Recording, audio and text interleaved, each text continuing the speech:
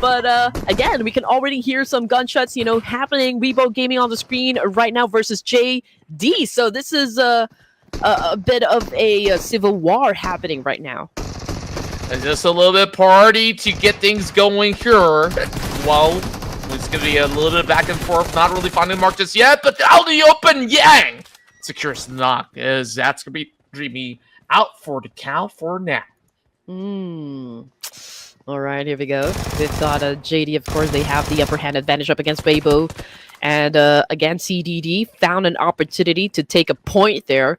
Weibo needs to do a little reset because they don't have guns or ammos just yet. They don't have enough resources to back this one up. And JD's just kind of taking advantage of this one. And again, what an absolute top-notch aim right there. And a massive spray from CDD, hence getting the job done. Once again, it's a 2v1 dance-off, and JD ultimately got the victory from JD, or from Weibo Gaming, rather. Well, Vampire Esports have heard a couple of all these rally shots as we're looking for further commitment inside the city up against RW. I do have a hunch, though, for the side of... was it Vampire Esports? Was it Vampire? No, I think D-Savior. Early elimination, though, for the side of Tony K, but not exiting the game, of course, without setting a point or setting points for himself here. Of course, the fight continues on between Vampire and, of course, Rogue Warriors over here. Victorious with his Uzi keeps on firing, trying to, of course, get that point done. But Rogue Warriors is kind of responding effectively as well. Unfortunately, though, Ventoris has a shotgun. So he was trying to lure him in with that Uzi and then pulled out his shotgun. And that was a clean, convincing win from the side of Vampire Esports. So that was a quick 4 points for the VPE. And even if D-Savior is playing with just 3 of their members, they've been training exactly for this one, just in case it happens in the professional league, wherein they will have to play at a deficit. And seeing D-Savior still, thrive in this kind of situation. It's a high-pressure game. It's a high-stress game. And they seem to be winning the fight up against A1. It's, again, a phenomenal run. Lepar did an amazing job, showcasing his skills as well, putting up 11 elimination points, under his name. And that, for me, was such a great fan service, to the fans there. But meanwhile, we've got Tiamba racking up some points here up against JD. Obviously, JD right now getting butchered by Tianba Esports. Again, this is a civil war happening. This is China versus China. And now we can see that Mao is trying to find a great angle here. Using his DBS. Okay, he got a little bit of damage. That's why he stepped back for now. But, of course, the fight is not over. And Yang was able to put him down. Unfortunately, though, from afar. Great support coming from QZ111. They need an amazing maneuver here just to make sure they stay alive. And let's begin wish. Naki does actually get a knock, and just like that, takes out Gen Foss. There's going to be a little bit of blow for blow, as that is going to be Naki just getting the entire field of view of the valley.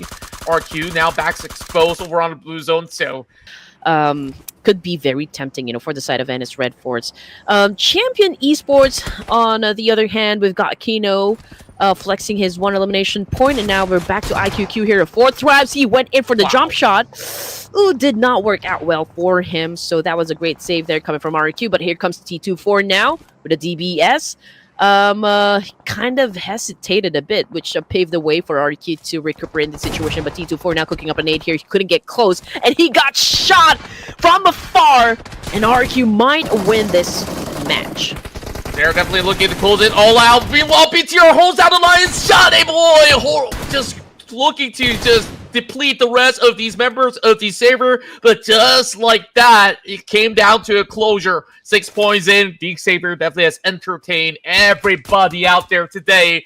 Of course, even more troubles lying up ahead. All these Southeast Asian teams are going up against each other. 4 tribes only left with Naki all alone inside that shack. I guess this is just a goner right now. No matter where he runs, I don't think there's any possibilities of overtaking for Miracle Vibes. Yeah, it all started with Falak. He got shut down by RQ right at the edge of the circle there. So that was kind of a domino effect for the side of Fourth Thrives. But it's okay. It's okay. NS Red Force tried to join into the mix as well, but then Tianba probably heard the gunshots and decided, okay, we can join the fight. So that puts them, not in a very good spot, I can say, because they're getting slaughtered right now by Tianba. We got XZY on the ground, and now we got GG Bun having an exchange, trying to dance it off.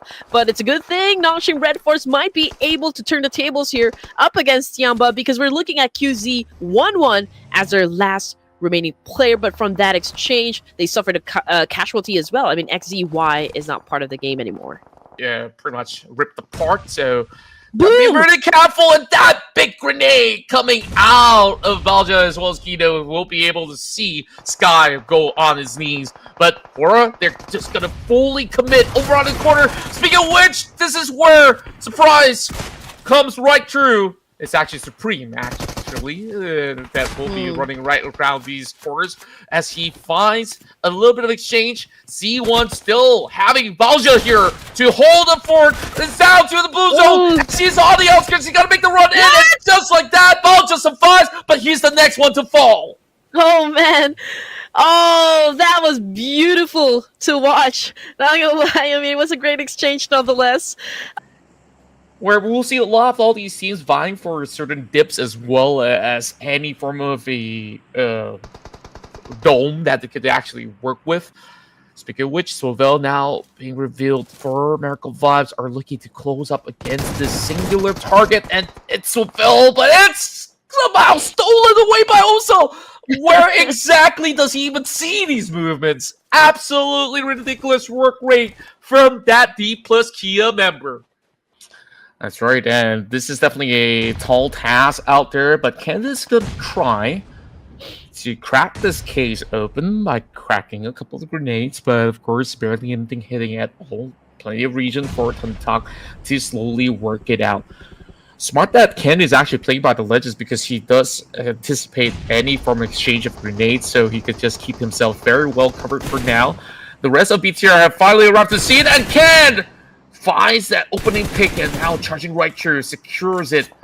Seen Ken do wonders in these kind of instances, and now Foxy is going to be able to also go in to chime in with the effort. Johnny Boy, up till now, I really do wonder who exactly is Johnny.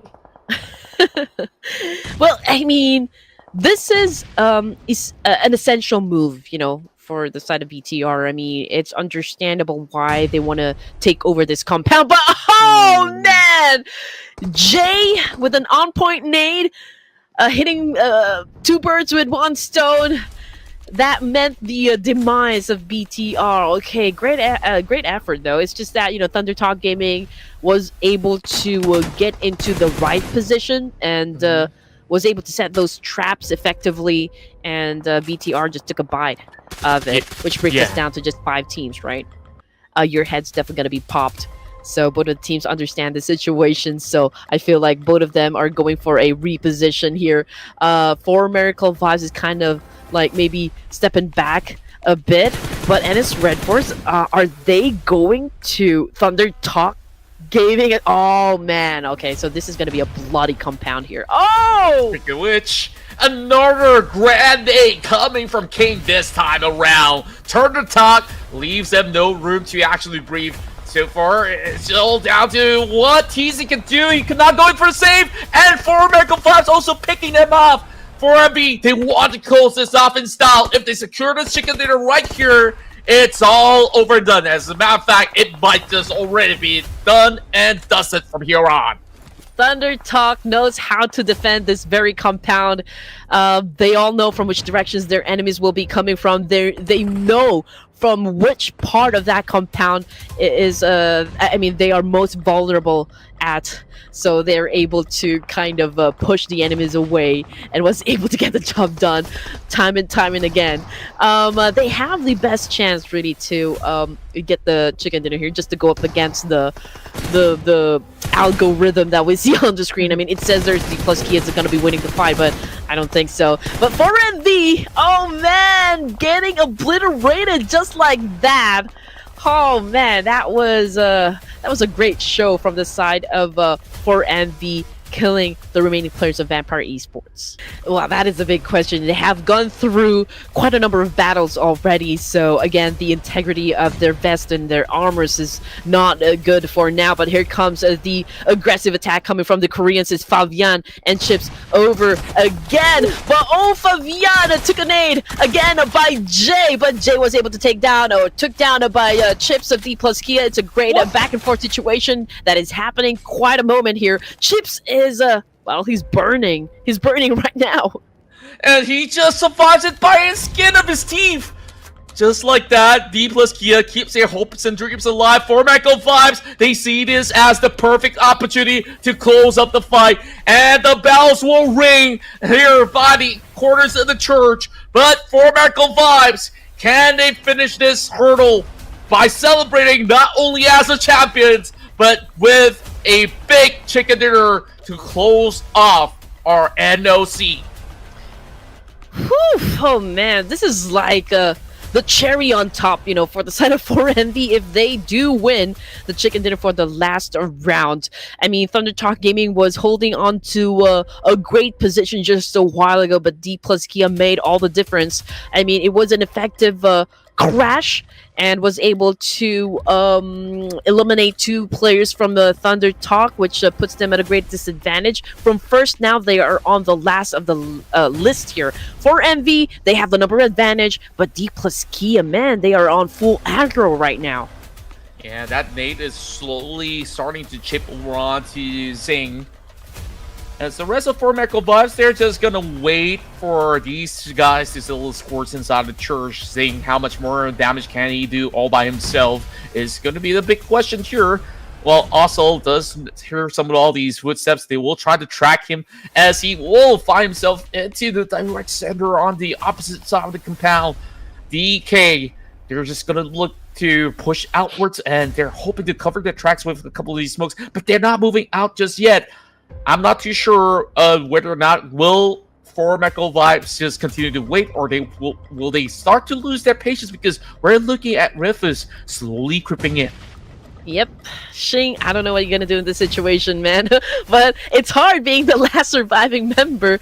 I feel like the pressure is really getting to him at this moment. Now we see a flashbang happen. D plus Kia now was able to get inside this house. No, King, or Shing rather, is prepared to take on those 2 members of D plus Kia. Are you kidding me? Shing was able to pull that off. What a clutch! Can he pull off a 1v3? It's going to be a big question next. He holds down the line, and that final icing on the cake, that cherry on top, and secure 4Mako Vibes are your champions of our Night of Champions. Yeah, and it was saying the start of the show, that 2 versus 1 inside of Shack, we thought he was a goner, and he managed to secure that top 2 spot too.